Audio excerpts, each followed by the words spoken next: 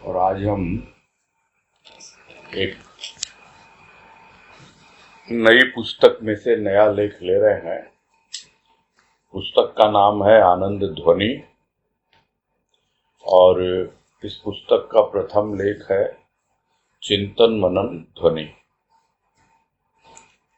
लेकिन वो लेख लेने से पहले, क्योंकि पुस्तक का प्रथम लेख है और पुस्तक हम प्रारंभ करने जा रहे हैं सद्गुरु की कृपा से,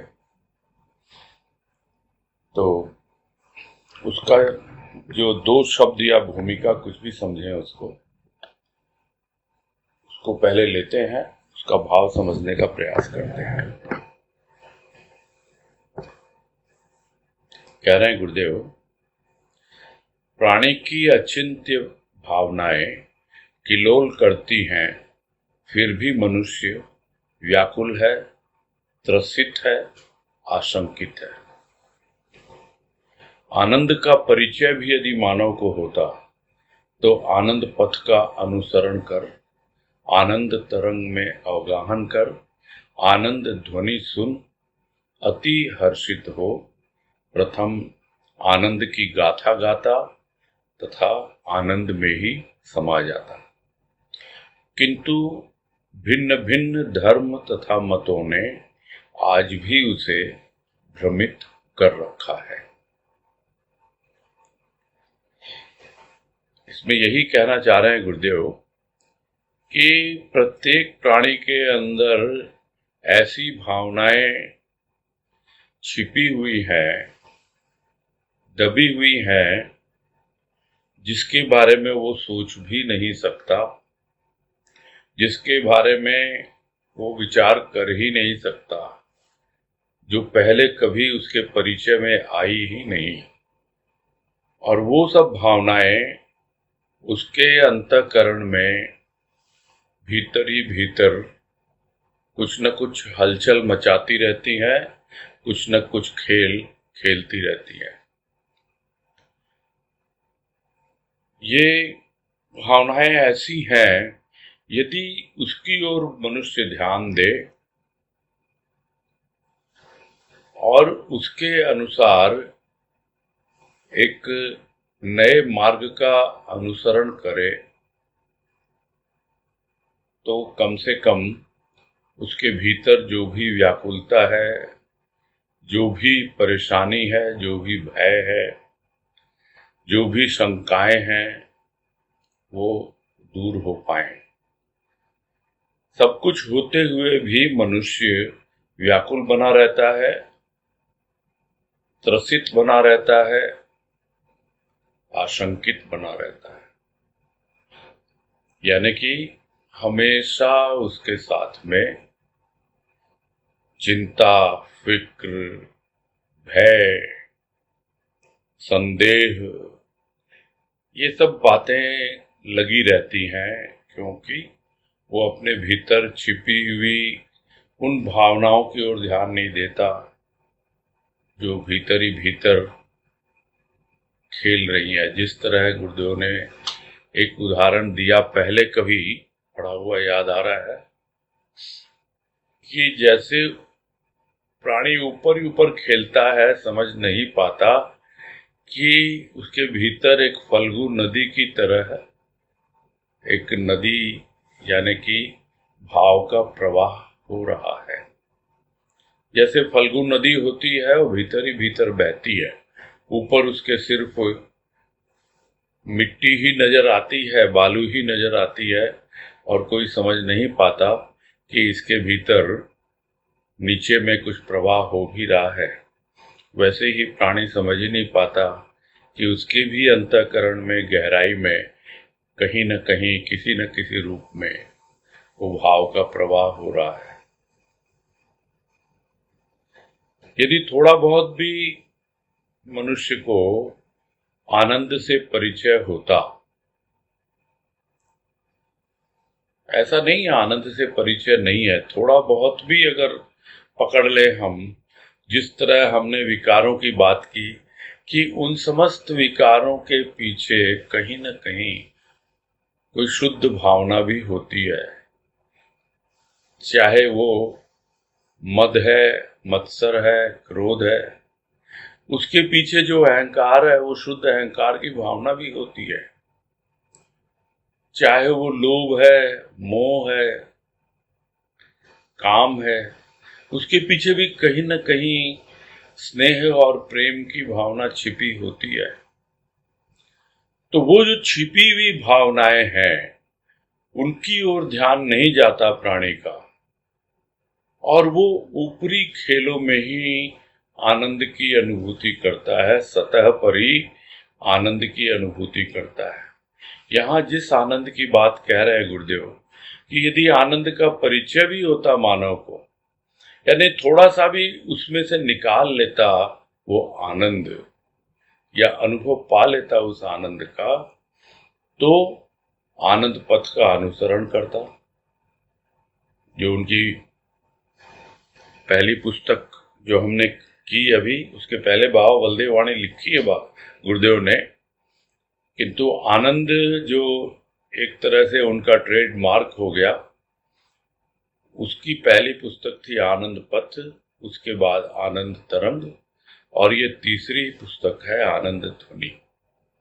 और इस पुस्तक का पब्लिकेशन हुआ था 1969 के मंथ ऑफ जुलाई में। और इसके पहले दो पुस्तकें आ चुकी है, जो पहले भी हमने बात की कि आनंद पथ का लगभग मिड 50s में पब्लिकेशन हुआ, और आनंद तरंग मोस्ट प्रोबेबली लेट 60s या बिगिनिंग ऑफ 60s में हुआ। खैर वो इतना महत्वपूर्ण नहीं है। हमारे लिए महत्वपूर्ण है कि यदि गुरुदेव हमें जो कुछ भी बतला रहे हैं आनंद पर चलने के लिए, आनंद में अवगाहन करने के लिए और आनंद की ध्वनि सुनने के लिए, यदि सुनते हम, थोड़ा बहुत भी आनंद से हमारा परिचय होता, तो फिर हम व्याकुल नहीं होते, त्रसित नहीं होते, आशंकित नहीं होते, बल्कि प्रसन्न होते, हर्षित होते, आनंदित होते। और ऐसे में दुख का रोना नहीं रोते, चिंता की चिता में नहीं जलते, बल्कि आनंद के गीत गाते, और गीत गाते गाते ही अपना जीवन संपूर्ण करते। तो साधारण प्राणी की यही अवस्था है कि वो व्याकुल है, परेशान है, चिंतित है, किंतु यदि थोड़ा सा भी जो भीतर भावनाएं उसके छिपी हुई हैं उसकी ओर ध्यान दे और उसमें से सार ग्रहण करे, तो अपने आप ही उसके भीतर यह सब बातें आने लगती हैं और वो आनंद की एक पहचान उसको मिल जाती है। आनंद कहाँ नहीं है, सर्वत्र आनंद है। एक लेख गुरुदेव ने लिख दिया, आनंद कहाँ, सर्वत्र है आनंद। और एक आनंद के ऊपर भी एक लेख है, सिर्फ आनंद। तो क्या कहा जाए अब, यही कह रहे यहां पर कि आनंद की गाथा गाते गाते ही प्राणी आनंद में समा जाता। किंतु वजह क्या है कि ऐसा नहीं कर पाता? उसकी वजह है भिन्न भिन्न धर्म और मतांतर। किधर जाऊं? अरे कुछ नहीं, प्राणी तो यही सोचता है इधर जाऊं या उधर जाऊं, ये धर्म ये कहता है, वो मत ये कहता है, और फिर भ्रम में ही पड़ा रहता है। सीधी सीधी बात है, मैं इधर जाऊं या उधर जाऊं, खाक बनकर ही क्यों ना बिखर जाऊं। क्यों ना मैं एक इष्ट चुन लूं और उसके चरणों की खाक बनके, उसके चरणों की धूल बनके अपने आप को विसर्जित करूं। क्यों परेशान हूं मैं? क्यों ये भिन्न भिन्न धर्म जो भिन्न भिन्न आ रहे हैं मक्खी की तरह और हमारा दिमाग खराब कर रहे हैं?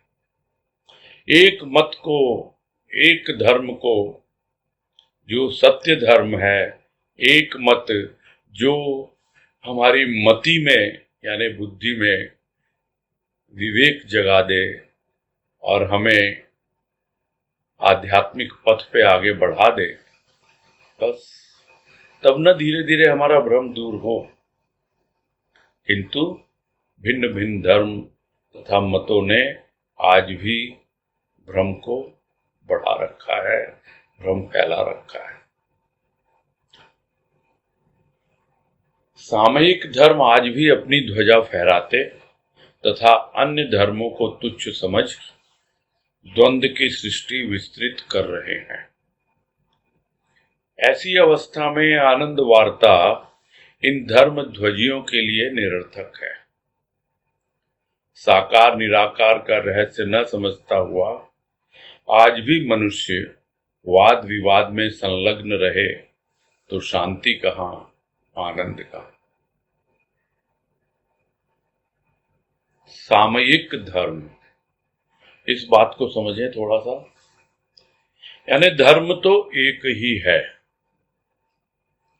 और वो धर्म जो है वो सत्य पर आधारित है और बाकी जितने भी धर्म हैं वो समय के अनुसार अपना अपना रूप लेते चले आ रहे हैं। अब उन्हें हम मानवकृत धर्म कहें या उन्हें मत मतांतर कहें, कुछ भी नाम दे दे, हम सब अपनी अपनी ध्वजा फहरा रहे हैं कि हम ही सबसे बड़े हैं, हम ही सबसे महान हैं। और जो दूसरे धर्म हैं, जो भी उनके अलावा, उनको वो नीचा दिखाते हैं, उनको तुच्छ समझते हैं, छोटा समझते हैं और समझते ही नहीं, आपस में लड़ते हैं, झगड़ते हैं। तो प्रथम तो द्वंद्व की सृष्टि कर रहे हैं और कर ही नहीं रहे हैं, उसको विस्तार दे रहे हैं। शुरुआत किसी ने की होगी कभी, किसी धर्म विशेष को लेकर के, और वो आज क्या रूप ले रहा है हम सबको विदित है। धर्म का नाम लेने की आवश्यकता नहीं और उसकी अवस्था का वर्णन करने की कोई जरूरत नहीं। हम सब इतने सामयिक हैं, यानी हमारे समय में धर्म के नाम पर क्या घटित हो रहा है हम अवश्य ही समझ पा रहे होंगे। तो इससे द्वंद्व ज्यादा फैला, और द्वंद्व ही नहीं, क्योंकि द्वंद्व जब संभलता नहीं है तो संघर्ष बन जाता है, और संघर्ष जब संभलता नहीं है तो फिर वो संग्राम बन जाता है। तो इस प्रकार से धीरे धीरे ये जो सामयिक धर्म है बस अपनी ध्वजा फहराने में ही विश्वास रखते हैं। तो ऐसी अवस्था यदि है समय में, इस समय में, या गुरुदेव के समय में थी ऐसी अवस्था, आज भी है, कल भी रहेगी, ये हमेशा इसी तरह चलता आया है और चलता रहेगा। तो यह जो अवस्था है, ऐसी अवस्था में यदि हम आनंद की बातें करें, किनके साथ? जो बस एक अपनी ध्वजा लेकर के अपना झंडा फहराने में ही लगे हुए हैं और उसी को सबसे महान मानते हैं। तो इन लोगों के सामने ये सब बातें की जाए तो कोई तात्पर्य है, कोई मतलब है? बेकार है, निरर्थक है। तो ऐसी अवस्था में क्या किया जाए, क्या नहीं किया जाए, पहले समझे तो सही ना कि क्या अवस्था है दूसरों की जो हम चारों ओर देख रहे हैं, और क्या अवस्था है हमारी कि क्या हम आनंद की वार्ता सुनने के लिए प्रस्तुत हैं। क्या हम वास्तव में जो शुद्ध सात्विक आनंद, जिसको गुरुदेव ने भाव निर्झरणी के शुरू में ही कहा, आत्मानंद का प्रसार, यानी आत्मानंद, वो आनंद जो आत्मा में है, अन्यथा आनंद तो सब जगह है, जिस तरह मोह में भी प्रेम है, तो प्रेम तो सब जगह है, किंतु उस प्रेम की जो पराकाष्ठा है वो तो परमात्मा में है। वैसे ही उस आनंद की जो पराकाष्ठा है वो तो आत्मा में ही है। तो यदि हम उस आनंद की वार्ता करने के लिए प्रस्तुत हैं तो ठीक बात है, नहीं तो हम भी बस ऊपरी चीजों में, ऊपरी उपचार में, बस थोड़ा सा ओमना सोमना जिसको कहते हैं हम लोग, ऊपरी सजावट कर दी, थोड़ा ठाकुर को सजा दिया, श्रृंगार कर दिया, भोग लगा दिया, ताली बजा दी, घंटा बजा दिया, आरती कर दी और हो गया, और इसी में आनंद मान बैठा। क्या यह आनंद है? इस रहस्य को समझना होगा। यह तो एक साकार रूप है उसका। तो साकार और निराकार का रहस्य जब तक नहीं समझेगा प्राणी, तो फिर वाद विवाद में ही पड़ा रहेगा, एक दूसरे को नीचा दिखाने में लगा रहेगा, एक दूसरे से तर्क वितर्क करने में लगा रहेगा। हम यहाँ सोच रहे हैं कि ये सब बातें गुरुदेव लिख रहे हैं दूसरे धर्मावलंबियों के लिए, बिल्कुल लिख रहे हैं, किंतु क्या हमें अपने ऊपर भी नहीं समझना चाहिए? क्योंकि सामयिक वर्ड इसमें इस्तेमाल किया गया है, सामयिक, यानी इस समय में क्या हो रहा है, बाहर जो हो रहा है वो तो हो ही रहा है। अब हम किस रास्ते पे जा रहे हैं? हम क्या बाहर जो हो रहा है उसकी नकल उतार रहे हैं? क्या उसी के अनुसार ही हम जिसका अनुसरण कर रहे हैं, उनका जो भाव है, उनका जो विचार है, क्या हम उस पर टिके हुए हैं, या हम भी बस अपने ही एक तरह से मत रख दिया, हमने एक पंथ बना लिया और हम भी एक ध्वजा लेके चल पड़े? क्या हम इस तरह से चल रहे हैं? यही विचारणीय है। और उसके लिए क्या चाहिए? साकार निराकार का रहस्य समझना, और नहीं तो एक दूसरे से वाद विवाद में पड़े रहेंगे कि ये कह रहा है, वो कह रहा है। ये बाहर नहीं, सत्संग में भी होता है कि फला ने तो ये कह दिया, उसने तो ये कह दिया, और एक दूसरे से बस वाद विवाद में ही, तर्क वितर्क में ही लगे रहते हैं। और फिर हम कहते हैं कि भाई शांति नहीं मिल रही, थोड़ी देर मिलती है बस, उतनी सी देर, उसके बाद क्या करते हैं? उसके बाद तो बस पर निंदा, पर चर्चा। कहाँ आनंद है? आनंद की वार्ता होती है आपस में कभी कि मुझे तो इसमें आनंद आया, बहुत अच्छा लगा, मैंने तो आनंद पथ पढ़ा, मुझे तो बहुत अच्छा लगा, मेरा मन हर्षित हो गया और मैं अब आनंद की गाथा गा रहा हूं, बहुत प्रसन्न होकर गा रहा हूं? क्या इस तरह से हमने किसी से बातें की? विचारणीय है ये, अन्यथा हम अशांत बने रहेंगे और शांति हमसे कोसों दूर रहेगी। और शांति की बात अगर न हो, शांति की अवस्था न हो, तो आनंद कहां से? तो ये बड़ा सिंपल फॉर्मूला है जो पहले भी बताया गया था, फिर से हम स्मरण कर लें, याद कर लें। प्रथम विश्राम यानी आराम। यदि हम कुछ कुछ सोचते रहेंगे और विचारों को विराम नहीं मिलेगा तो हमें आराम नहीं मिलेगा। तो आराम की अवस्था आनी जरूरी है, और उस विश्राम के बाद यानी रिलैक्स होने के बाद तब हमको पता लगता है कि धीरे धीरे अब हमारे विचार जो है वो शांत हो रहे हैं और हम शांति में हैं। और बिना शांति के आनंद की अनुभूति नहीं होती है।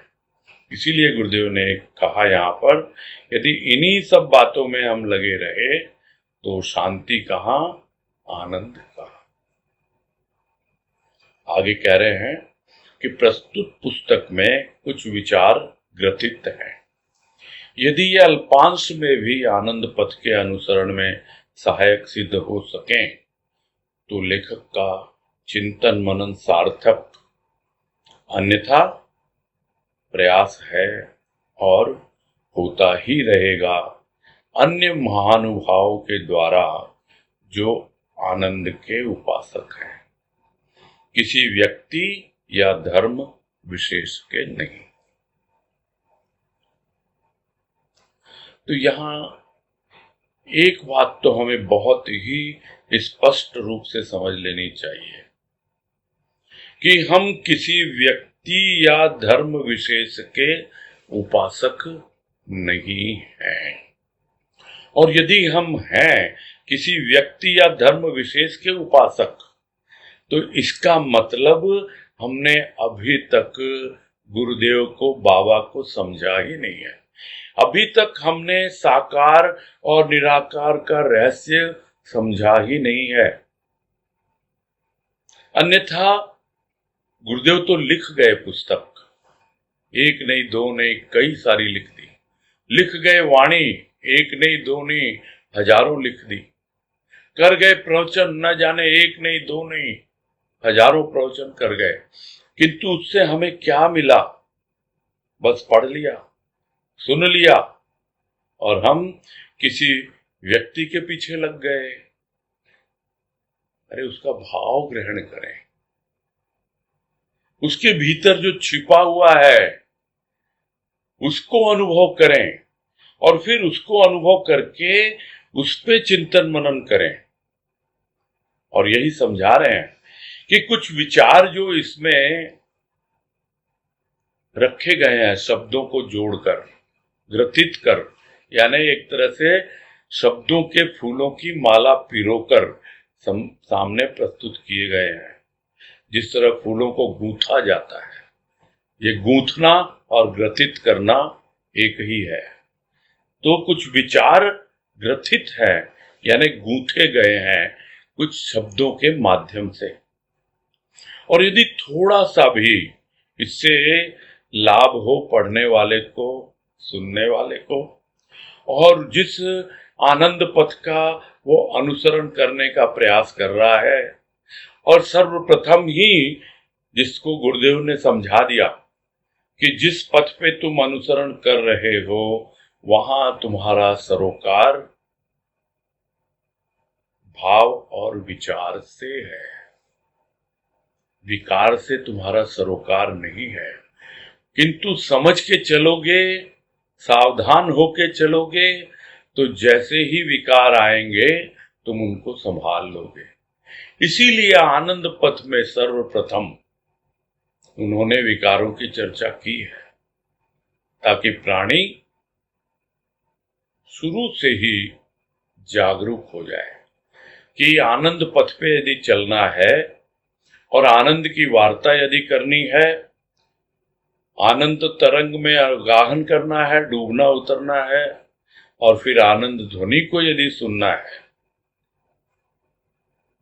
तब समझ में आएगा किस तरह से कि जो कुछ भी गुरुदेव हमें समझा रहे हैं उसका हम सार ग्रहण करें, उसके भाव को समझें, और उसके बाद में जो चिंतन मनन करके गुरुदेव ने एक प्रयास किया है और उसको कह रहे हैं कि वो सार्थक तभी होगा जब हम आनंद पथ के अनुसरण में गुरुदेव का साथ दें, उनको अपनाएं, थोड़ा सा भी अपनाएं, किंतु आगे बढ़ें कि अल्पांश में भी आनंद पथ के अनुसरण में सहायक सिद्ध हो सके, तो लेखक का, यानी लिखने वाले जो गुरुदेव हैं उनका चिंतन मनन सार्थक होगा। जो उन्होंने चिंतन मनन करके जो सार हमारे सामने प्रस्तुत किया है उन भावों का, और प्रयास तो रहेगा ही और होता रहेगा। यही नहीं कि यहीं छोड़ दिया जाएगा, और सिर्फ उनके द्वारा ही नहीं होगा, अन्य महानुभावों के द्वारा भी होगा जो आनंद के उपासक हैं। यह नहीं कि गुरुदेव ने लिख दिया और लिख करके हम सोच लें यहाँ भाई एक पुस्तक है और हम भी उसको नमस्कार करें। कोई तस्वीर को नमस्कार करता है, कोई गुरु को नमस्कार करता है, और कोई फिर आता है एक गुरु और कहता है बस गुरु परंपरा यहीं तक। तो लोग फिर पुस्तक को नमस्कार करना शुरू कर देते हैं, गुरु ग्रंथ साहब को ही। अरे नमस्कार का मतलब क्या है कि आप उसको अपने भीतर धारण करें, उस भाव को पकड़ें, उस भाव को नमस्कार है और उस भाव को अपने मन में बसाना है। तो यह प्रयास तो होता ही रहेगा, जो भी आएंगे तरह तरह से लिखेंगे, कहेंगे, और हमें उसे अपनाना है और अपना करके आगे बढ़ना है। हमें किसी व्यक्ति की या धर्म की बातें नहीं सोच करके जो भाव है उसको ग्रहण करके आनंद की ओर आगे अग्रसर होते रहना है। एक ही शब्द महामंत्र का कार्य करता है। दो शब्द यदि आनंद वृष्टि करें तो आश्चर्य क्या। एक ही शब्द है जिस शब्द से ध्वनि पैदा होती है, और वो ध्वनि जब गूंजने लगती है तब वो शब्द जो किसी ने मंत्र के रूप में अपनाया है तब वो महामंत्र बनता है। अन्यथा मुख से बोलो जो मंत्र किसी को मिला है तो क्या हुआ, मुख तक रह जाएगा। किंतु वही शब्द यदि ध्वनि में परिवर्तित हो जाए और हमारे हृदय को झंकृत कर दे तो वही शब्द महामंत्र बन जाता है। मन को तर ही नहीं करता। महामंत्र यानी हमेशा हमेशा हमारा मन तर रहता है उस शब्द के पीछे छिपे हुए भाव के द्वारा। और फिर यदि दो शब्द आनंद की वृष्टि करने लगे, यानी बस हमारे हृदय पर आनंद घन की वर्षा होती रहे, आनंद की वर्षा होती रहे, तो उसमें आश्चर्य की क्या बात है। तो आश्चर्य तो बना हुआ आज भी। इन धर्म ध्वजियों के कारण धर्म और झगड़ा, धर्म तो झगड़ा मिटाता है, बढ़ाता नहीं। आनंद उपासक विवाद नहीं चाहता, संवाद चाहता है अपने प्रभु का, स्वयं का। विवाद क्यों, विवाद कैसा? शुभ संवाद किसी भी महापुरुष के द्वारा दिया गया हो आनंद उपासक के लिए अभिनंदनीय है। तो आनंद वृष्टि करे तो इसमें आश्चर्य की क्या बात है। किंतु फिर भी आश्चर्य आज बना हुआ है और इसकी वजह भी बता रहे हैं गुरुदेव। इन धर्म ध्वजियों के कारण ये जो धर्म की ध्वजा लेकर के अपना ही ढिंढोरा पीट रहे हैं, अपने आप को ही महान बता रहे हैं और लोगों के साथ तर्क वितर्क में पड़े हुए हैं और द्वंद्व की सृष्टि कर रहे हैं, तो ऐसी अवस्था यदि बनी रहे तो फिर झगड़ा ही होगा ना आपस में। किंतु धर्म क्या झगड़ा चाहता है? धर्म के साथ में कोई झगड़ा करे, आपस में लड़ाई करे एक दूसरे से, हो सकता है विचारों में अंतर हो, किसी की सोच कुछ और हो, किसी की सोच कुछ और हो, किंतु इसका मतलब क्या है कि वो धर्म है। विचार तो अभिव्यक्ति है, धर्म तो एक ही है और वो धर्म सबको आपस में जोड़ता है। सबके भीतर में जो भी द्वंद्व है वो मिटाता है, जो भी निरर्थक भाव विचार हैं उनको दूर करता है। तो धर्म का काम क्या है? झगड़ा मिटाना, झगड़ा बढ़ाना नहीं।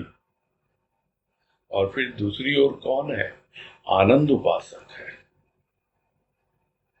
तो वो जो आनंद उपासक है उसे न तो धर्म के नाम पर जो झगड़ा चल रहा है उससे कुछ लेना देना, न जो धर्म ध्वजा हाथ में लेकर के और अपना नाम फैलाने में प्रचार करने में लगे हुए हैं उनसे कोई लेना देना। वो किसी भी प्रकार का विवाद नहीं चाहता, किसी भी प्रकार के झगड़े में पड़ना नहीं चाहता। वो तो संवाद चाहता है, यानी बात करना चाहता है, समझना समझाना चाहता है कि क्यों ये झगड़ा है।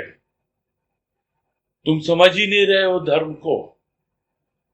धर्म तो तुम्हारे भीतर धरा हुआ है, और जो धरा हुआ है वो प्रत्येक प्राणी के भीतर है।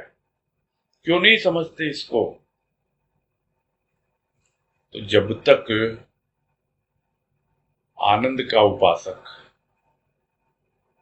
लोगों से संवाद नहीं करेगा, बातें नहीं करेगा, और किसके बारे में? अपने प्रभु के बारे में, अपने भीतर जो उसे स्व की अनुभूति हुई है उसके बारे में, तब तक यह विवाद मिटेगा नहीं। यह विवाद चलता ही रहेगा, यह झगड़ा चलता ही रहेगा। तो आनंद के उपासक को इन सबसे कुछ लेना देना नहीं है। वो तो जो भी हो, जो संवाद चाहता है प्रभु से संबंधित, जो संवाद चाहता है उसके अपने अनुभवों से संबंधित, वो तो बस उन्हीं से बातें करता है, उन्हीं से चर्चा करता है। और यही गुरुदेव का जीवन रहा है। हम सबने देखा है, सुना है, सबको पता है कि कभी किसी भी प्रकार के विवाद में पड़ने का उनका कोई काम है ही नहीं। भले ही दुनिया कुछ भी बोलती रहे, भले ही इतना कुछ देखा सुना गया हो। मुझे तो बचपन की एक छोटी सी बात याद आ गई, इतनी सब बात हो रही है तो। भले ही वो स्थूल जीवन से ही संबंधित है, किंतु जब हम बच्चे थे, तुल्लापट्टी में रहते थे, और गुरुदेव धीरे धीरे लोगों में पहचान हो रही थी गुरुदेव की, लोग आना शुरू हो गए थे। तो वैसी जगह में, तुल्लापट्टी जैसी जगह में, यदि हम लोगों में से जो गए हैं उनको पता है वहां पर कैसे सहन हो। वहां तो ईर्ष्या देवी की इतनी कृपा लोगों पर है कि ये व्यक्ति हम जैसे स्थान पर जैसे हम रह रहे वैसे रह रहा है, और इसको पूछने वाले, इसको पूजने वाले इतने लोग, उनसे कैसे सहन होगा। लेकिन किसी की भी इतनी हिम्मत नहीं कि उनके सामने कुछ बोल पाए, क्योंकि जो गलत होता है वो हमेशा डरता रहता है, डरपोक होता है, वो भयभीत होता है। तो किसको बोले? अरे हाँ हाँ, ये छोटे बच्चे हैं, इनको बोलो। तो हमारे सामने उनकी बुराई करना, डायरेक्टली नहीं, इनडायरेक्टली आपस में बात कर रहे हैं और हमको सुना के कर रहे हैं। एक बार, दो बार, 5 बार, कितनी बार सुनेगा कोई? रहा नहीं गया मुझसे, और मैंने जाके पिताजी को बोला, गुरुदेव को, कि देखिए ऐसी सी बात है, तो बहुत आपकी बुराई कर रहे हैं, गालियां तक दे रहे हैं आपस में आपको। चुपचाप सुनते रहे। फिर बोले, तुमको कुछ कहा क्या? तुम ये बताओ, तुम्हारी बुराई की, तुम्हारे साथ कुछ गलत व्यवहार किया? मैंने कहा नहीं, मेरे साथ तो कुछ नहीं किया, किंतु आपके लिए बोले, ये मुझसे कैसे सहन होगा? बोले मेरे लिए बोला ना, मैं सोचूंगा उसके बारे में, तुम निश्चिंत रहो, तुम ध्यान मत दो। तो यह सब बातें क्या है? वो किसी विवाद में पड़ना ही नहीं चाहते। उनको मालूम है कि अगर किसी को बात करनी है मुझसे, आए, बैठे, बात करें, प्रभु की चर्चा करें। जो मेरा अनुभव है मैं उसको शेयर करूंगा उनके साथ। किसी के साथ वाद विवाद में क्या पड़ना। तो शुभ संवाद होना चाहिए, वो चाहे किसी के द्वारा भी दिया गया हो। वो जो भी आनंद का उपासक है वो किसी व्यक्ति की प्रधानता नहीं करता, वो किसी धर्म को प्रधानता नहीं देता, वो तो बस आनंद का उपासक है।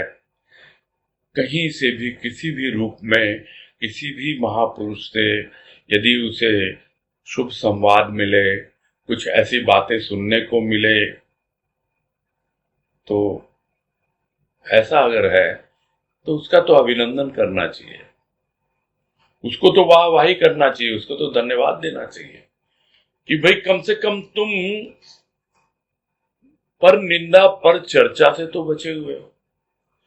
कम से कम तुम ये जो दुनिया में चल रहे हैं इतने तरह के द्वंद्व, इतने जो मार काट और आतंकवाद और इतना सब धर्म के नाम पे झगड़ा, इन सब से तो बचे हुए हो तुम। तो कम से कम तुम किसी के साथ आनंद की वार्ता करने के लिए तो तैयार हो। इसके लिए तो उन्हें अवश्य ही अभिनंदन के पात्र है वो, और उनको जरूर ही धन्यवाद देना चाहिए, थैंक यू बोलना चाहिए। यही गुरुदेव कह रहे हैं कि जो भी आज इन सब चीजों में नहीं उलझ करके और अपने लक्ष्य की ओर आगे बढ़ रहा है, आनंद पथ का अनुसरण करते हुए, आनंद तरंग में अवगाहन करते हुए उस आनंद ध्वनि को सुनना चाहता है, तो वो अभिनंदनीय है। तो कुछ लिखा गया, कुछ लाभ उठाएं तो कुछ आनंद भी आए। यही कह रहे हैं गुरुदेव।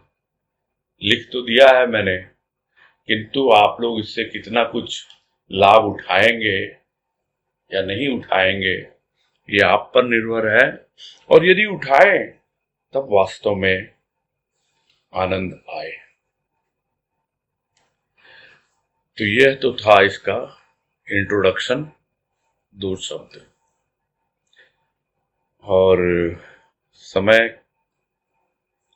काफी हो गया है, इसमें गुरुदेव ने बस संक्षेप में फिर से समझ लें, हम यही बतलाने का प्रयास किया है कि सब कुछ है सबके पास, परमात्मा ने सब कुछ देके ही भेजा है, किंतु प्राणी जो उसके भीतर छिपी हुई भावनाएं हैं, जो कुछ भी सुंदर सुंदर भाव हैं, उन सब की ओर ध्यान न देके जो कुछ दुनिया में चल रहा है उल्टा सीधा, चाहे वो पारिवारिक जीवन जीने के लिए, चाहे वो सामाजिक जीवन जीने के लिए, चाहे वो धर्म के नाम पर, चाहे अपनी मान्यताओं के नाम पर, चाहे किसी भी रूप में, हम इतने ज्यादा इन सब चीजों में जकड़े हुए हैं कि हम अपनी स्वतंत्र सोच या अपने अलग ढंग से या कुछ हम एक ऐसी विचारधारा रखें जो हमें अपने भीतर प्रवेश करने में सहायक हो और अपने आप का परिचय देने में सहायक हो, क्योंकि वो आनंद का स्रोत, वो आत्मा, वहीं से आनंद निकलता है, वो हमारे भीतर ही छिपा हुआ है और उसी को अमृत कुंड कहा गया है। वहीं पर वो अमृत है, गड़ा हुआ है। और गुरुदेव यही चाहते हैं हमसे कि हम उस ओर आगे बढ़ें और जितना कुछ भी उन्होंने लिखा है, बतलाया है, चाहे वो उनका मुख से बोला हुआ प्रवचन के रूप में हो, चाहे लिखा हुआ वाणी या पुस्तकों के रूप में, निबंध और लेख के रूप में, कुछ भी हो, उस पर हम ध्यान दें, चिंतन मनन करें, उस पर विचार करें और जीवन में उतारें, तभी वास्तव में प्रसन्न होंगे और धन्यवाद देंगे हमको। कह रहे हैं अभिनंदनीय है ऐसे तो, आनंद के उपासक। ठीक है, तो आज के लिए तो यही करते हैं। अभी पुस्तक शुरू कर लेंगे। पुस्तक तो शुरू हो ही चुकी है, वैसे जो लेख है वो शुरू हो जाएगा। आनंद ध्वनि का पहला लेख, चिंतन मनन ध्वनि। तो यदि कल भी किसी के मन में रह गया हो एक आध प्रश्न, तो उसकी बात भी कर सकते हैं, और आज जो बातें हुई उसके संदर्भ में भी कुछ बात हो तो कर सकते हैं। आपने कुछ 3-4 दिन पहले कुछ कहा था कि दुनिया से मतलब दुनिया के प्रेम में नहीं पड़ना है, प्रभु के प्रेम में पड़ना है। लेकिन मुझे पता नहीं, ऐसा लगता है कि जो दिख रहा है उसको मैं प्रेम अगर नहीं कर पा रहा हूँ, तो जो नहीं दिख रहा है उससे मैं कैसे प्रेम करूँगा। तो प्रेम हो, स्नेह हो, और एक जैसा आप बोलते हैं कि एक मोह नहीं हो, तो वो ठीक है? या मतलब कई बार ऐसा देखा है कि खुद के घर में भी, अभी तो मेरी डॉटर है 24 इयर्स की, उससे मेरा इतना अच्छा संबंध नहीं है, क्योंकि मेरे कुछ एक्सपेक्टेशन है जो पूरे नहीं हो रहे हैं, या मेरी मदर हैं उनसे भी थोड़ा ऐसा नहीं हो रहा है। तो मुझे लगता है जब मैं इन लोगों से प्रेम नहीं कर पा रहा हूँ, तो प्रभु प्रेम is something very very far away. तो how can I love somebody who are not seen and not love people around? So I don't know, I'm a little into a confusion.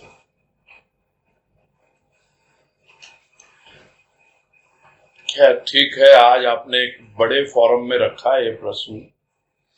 ये प्रश्न आपने मेरे से पहले भी रखा था मेरे सामने, बॉम्बे में सदन में, बांद्रा सदन में रखा था आपने ये प्रश्न, कि जो दिखलाई देता है, जो हमारे संबंधी हैं, हम उनसे ही प्रेम नहीं कर पाते हैं, तो जो हमको दिखलाई नहीं देता है हम उससे क्या प्रेम कर पाएंगे। इस तरह से आपने प्रश्न किया था, और ये मोरलेस वही प्रश्न आपने दोहराया है, और वो बात मेरे को ऐसा लग रहा है, मैं उसको अभी तक फॉलो नहीं कर पाया। हाँ एग्जैक्टली, चलो आपने स्वीकार कर लिया। मतलब मैं वही समझ रहा हूं कि ये बात हुए कम से कम भी 8-10 महीने हो चुके हैं, साल भर भी हो गया हो तो पता नहीं। लेकिन मतलब इस पीरियड में बिल्कुल भी एक तरह से कोई चेंज आया ही नहीं है। उस वक्त जो मैंने कहा था मुझे एग्जैक्टली याद नहीं है, क्योंकि बातें याद करना अपना उद्देश्य नहीं है। अपना उद्देश्य है कि जो अवस्था जिस वक्त हो वो उसके अनुसार ही हमको उसको समझ के आगे बढ़ना है। मेरा ये मानना है कि जो व्यक्ति अपने आप से प्रेम नहीं कर पाता है वो दूसरे से प्रेम कर ही नहीं पाता है। अगर आप दूसरे से प्रेम नहीं कर रहे हो तो इसका मतलब है कि आप अपने आप से ही प्रेम नहीं करते। आप खुद ही अपने आप से झुंझलाते हो। आपको जो होना चाहिए वो आप बन नहीं पा रहे हो, इसलिए आप अपने जो इमोशंस हैं, अपने जो विचार हैं, वो दूसरों पे प्रोजेक्ट कर रहे हो, और रिबाउंड होकर के वही बातें आपके पास आती हैं। In fact if you love yourself, और योरसेल्फ में क्या, मैं बहुत बढ़िया जी रहा हूँ, मेरे भीतर में जो भाव है, विचार हैं, बहुत सुंदर है, गुरुदेव की कृपा से इतना। और उसके लिए सबसे पहले तो आपको एक इष्ट चुनना पड़ेगा, और वो इष्ट चुन के आप उसकी भक्ति में लगो। ये पूरी बातें करने से प्रेम नहीं होता है। प्रेम is not a thing to be talked about, it is to be felt. और उसके लिए सबसे पहले आपको चुनाव करना है उस भगवान का जिससे आप प्रेम करना चाहते हो। आप व्यक्तियों का चुनाव मत कीजिए। अभी आज ही कहा गया कि जो किसी व्यक्ति या धर्म का अनुयायी न हो, किसी भी व्यक्ति को फॉलो नहीं करना है, उसकी जो आइडियोलॉजी है, उसकी जो सोच है, उसकी जो विचारधारा है, उसको पकड़ के हम कम से कम उस पे टिकें और उसके अनुसार जैसे जैसे वो हमको समझ में आती है हम उसको अपनाएं, अपने आप से प्रेम करें कि हाँ भाई I can do it, yes मेरे में चेंज आया है, ऐसा नहीं है। अन्यथा आप कितने ही वर्षों के वर्ष गुजार दोगे ऐसे ही, और ये कहानी यूं ही चलती रहेगी, है ना। एक बेटी की शादी हो गई, वो चली गई, दूसरी की हो गई, हो जाएगी, वो भी चली जाएगी। आपकी माता जी भी समय पा करके अपना जहां उनको जाना है वो भी पहुंच जाएंगी, वहां रह जाएंगे आप। और उस वक्त भी आप यही प्रश्न दोहराते रहेंगे कि भाई मैं कैसे प्रेम करूं परमात्मा से, because you don't love your self, this you must admit. पता नहीं मैं कुछ ज्यादा बोल रहा हूं तो, है ना, किंतु मुझे यह समझ में आ रहा है, अच्छा मैं यह समझ पा रहा हूं, जो व्यक्ति अपने आप को प्रेम नहीं करता है वो किसी को प्रेम नहीं कर पाता है। ये सबसे बड़ी प्रॉब्लम बस, है ना। ठीक है। ये थोड़ा सा आइडियोलॉजी और सोच के लिए थोड़ा सा इलैबोरेट करेंगे कि what is this ideology, this सोच, ये जो इश्क है, what are you trying to tell us? आप अपने आप में देखो, आपके जो भी पॉजिटिविटी है ना, जो भी अच्छाइयां है ना, आप उसको कम से कम खुद को धन्यवाद दो। You expect others to appreciate you, कि दूसरे आपकी तारीफ करेंगे, प्रशंसा करेंगे, दैट इज योर ईगो। और इस वजह से आप नहीं कर पाते हैं प्रेम। जो ईगो है वो प्रेम नहीं करने देता है। आप जब अपने आप से प्रेम करोगे ना तो एक्सपेक्ट नहीं करोगे, आप खुद की पीठ ठोकोगे, खुद ही अपनी प्रशंसा करोगे, यस आई एम गुड यार, why people don't understand, okay let it go, हमको परवाह नहीं है किसी की, हम जाते हैं, आई एम ओके। वो अहंकार नहीं होता है। You start loving your thoughts, you start loving your way of thinking, कि हाँ मैं ऐसा हूं, मेरे साथ में जो भी है आई लव इट। धीरे धीरे चेंज आएंगे उसमें, कोई संदेह नहीं है। पता नहीं, I have lived life like this, मैं तो ये बता सकता हूं। एंड इनफैक्ट फ्रेंडशिप भी खोजते हैं यहां वहां, कौन फ्रेंड है, कौन कैसा है, क्या है, तो उसमें भी मेरा कंक्लूजन यही निकला लास्ट में कि you are your own best friend. तो सबसे पहले तो अपने आप को प्यार कीजिए, फिर आपकी जो भी एक पर्सनैलिटी है उसके दो रूप आएंगे, एक आप होंगे और एक आपका फ्रेंड होगा, और वो आप ही होंगे। You are your own best friend. और ये पुस्तक मेरे हाथ में जब आई थी ना, उस वक्त मेरी उम्र क्या थी, ये पुस्तक का एक नाम है, जो किताब में पढ़ रहा था इंग्लिश में थी वो, और बहुत कम मेरी उम्र थी उस वक्त, हार्डली 25-26 ईयर्स की थी। और मैं आया था और वो पुस्तक पढ़ी थी, गुरुदेव ने देखी, ले क्या पढ़ रहे हो, मैं तो बोलते बोलते थक गया सारी दुनिया को, और अब जाने वाला हूं मैं कुछ ही दिनों में। और लोग समझ ही नहीं पाते हैं कि you are your own best friend. है ठीक है, आप अपनी समझो आपकी क्या आइडियोलॉजी है, आपको पसंद आए तो अपनाइए, नहीं तो कोई बात नहीं है, कोई जरूरत थोड़ी है किसी को प्रेम करने की। आप जलते रहो अपने भीतर, क्रोध में, ईर्ष्या में, चिंता में, भयभीत होते रहो सबसे, जीते रहो वैसे ही, कोई आपको रोकने वाला नहीं है।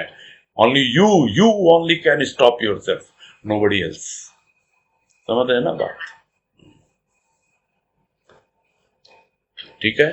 हाँ भैया। हाँ, प्रश्न आपने ऐसा रखा है ये सब, हाँ हरिओम, आपने जो प्रश्न रखा सबके लिए वैलिड है, ये हर किसी के लिए, है ना। ये एक बहुत सिंपल चीजें हैं, किंतु सबको समझना चाहिए, है ना। ठीक है। हाँ भैया। हाँ हरिओम हरिओम। प्रणाम। हाँ पूजा रुंगटा।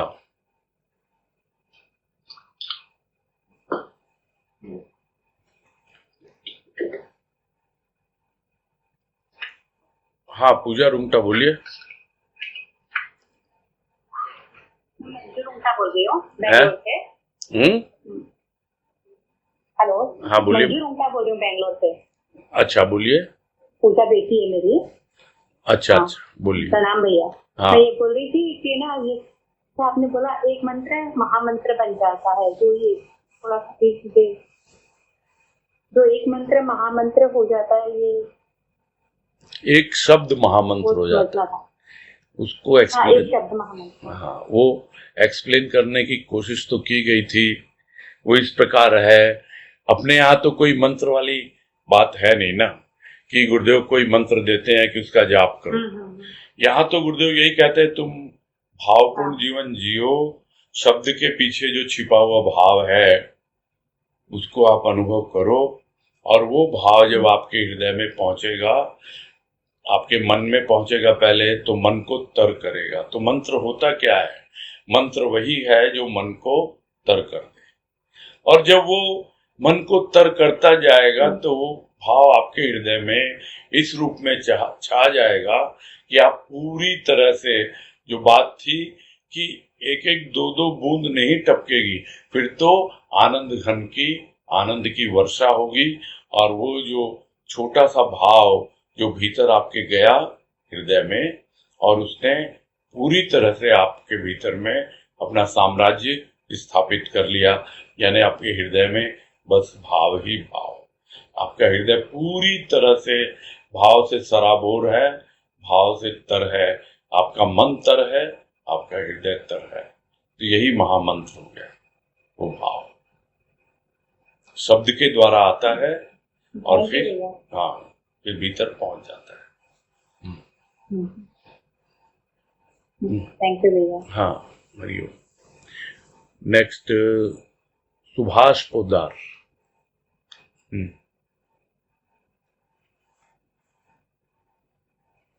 हरिओम भैया। हाँ हरिओम बोलिए। निवृत्ति की अवस्था के बारे में आपने बताया था। हाँ। वो ठीक से समझ नहीं आया, थोड़ा सा एक बार फिर से समझना है। जिसमें आपने ये भी बताया था वृत्ति से प्रवृत्ति बनती है और वृत्तियों से प्रवृत्ति बनती है, फिर प्रवृत्ति से प्रकृति बनती है, और उस प्रकृति के चक्र से बाहर निकलना ही निवृत्ति है। ऐसा थोड़ा सा कंफ्यूजन हो रहा है। देखो जो बताया गया था वो ये था कि वृत्ति, फिर प्रवृत्ति, फिर प्रकृति, और फिर आवृत्ति। आवृत्ति माने रिपीटेशन, बार बार वही चीज रिपीट करते हैं जैसा हमारा नेचर होता है। तो हम जो नेचर है, यानी हमारी जो प्रकृति है, उसी को पूरे जिंदगी भर रिपीट करते रहते हैं, उससे बाहर निकल नहीं पाते हैं। इसीलिए हम निवृत्त नहीं हो पाते हैं। निवृत्ति जो है वो आवृत्ति के बाहर निकलने की अवस्था है। यानी आपकी वृत्तियों के अनुसार आपकी प्रवृत्ति होगी, और जिन सब कार्यों में आप प्रवृत्त होंगे उसी के अनुसार आपकी प्रकृति होगी, यानी आपका नेचर होगा। और उस नेचर को आप रिपीट करते करते जितना आप जो गोल चक्कर में घूम रहे हो ना, उसको छोटा करते जाओ, छोटा करते जाओ। इसको गुरुदेव कहते हैं समय रहते समेट, पूरा समेट करके और धीरे से निकल जाओ बाहर। कैसे होता है? सैटेलाइट कैसे लॉन्च होते हैं? वो पहले घूमते हैं, रॉकेट जाता ना, घूमता है। कहाँ घूमता है? पृथ्वी का चक्कर लगाता है, 2 4 है, धीरे धीरे बढ़ाते बढ़ाते बढ़ाते बढ़ाते वो दूर चला जाता है। यानी उसके जो आकर्षण है पृथ्वी का, उससे बाहर निकल गया। ये तो हो गया पृथ्वी के आकर्षण से बाहर निकलना। और दूसरा क्या है? अपनी प्रकृति के भीतर जो छिपा हुआ पुरुष है वहां तक पहुंचना। तो ये यात्रा बाहर की है, यानी स्थूल प्रकृति से बाहर निकलना और फिर सूक्ष्म प्रकृति को समेटना, और थोड़ा और थोड़ा और कम करते करते जो उसका केंद्र है, जैसे प्रत्येक वृत्त का यानी सर्कल का एक सेंटर होता है, केंद्र होता है, वहां पहुंचना, ठीक है, तब जाके हम निवृत्ति का अनुभव कर पाएंगे। नेक्स्ट पूजा है तमसरिया।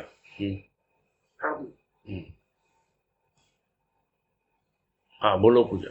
प्रणाम चाचा जी। हाँ। मैं रांची से। हाँ समझ गया मैं। हाँ बोलो। चाचा जी, जैसे आपने अभी आइडियोलॉजी की बात की ना, कि अगर हम अपनी क्वालिटीज भी अप्रिशिएट करेंगे तो वो सबसे अच्छी बात है। तो सामने वाला समझ जाएगा धीरे धीरे, और ना भी समझे तो कोई बात नहीं। लेकिन बहुत बार ऐसा होता है कि बहुत लोग अपने डिस क्वालिटीज को भी अप्रिशिएट खुद ही करते हैं। नहीं, वो भ्रम में जी रहे हैं। इसमें ये बात कहा। हाँ, वो तो भ्रम में जी रहे हैं ना। देखो, क्वालिटी जो होती है वो अपने आप में, वो शो ऑफ करने के लिए नहीं होती है। बात क्या हुई थी अभी कि अपने आप से प्रेम करो, दूसरों में प्रेम प्रदर्शित करने की जरूरत नहीं है। और वो तो कह रहे हैं मुझे प्रेम उमड़ता ही नहीं है। उन्होंने जो प्रश्न किया था ना कि मुझे तो प्रेम की अनुभूति होती ही नहीं है, न अपनी माँ से होती है न बच्ची से होती है। तो मैं तो कहूंगा उनकी आधी प्रॉब्लम तो वैसे ही सॉल्व हो गई। नहीं तो लोग मोह में ही फंसे रहते हैं, अपनी माँ के और अपने बच्चों के, तो वैसे ही प्रॉब्लम उनकी सॉल्व हो गई है। तो उनके लिए तो अपने आप को प्यार करना बहुत इजी हो जाता है। तो वो जो है अपने आप को करना, किसी को शो ऑफ नहीं करना है, दिखाना नहीं है। शो ऑफ करने का मतलब ही हो गया आप अपने अहंकार को प्रदर्शित कर रहे हो। तो आप में अगर क्वालिटी है, आप दूसरे अप्रिशिएट करते हैं, नहीं करते हैं, कोई सोचने की जरूरत ही नहीं है उसके बारे में।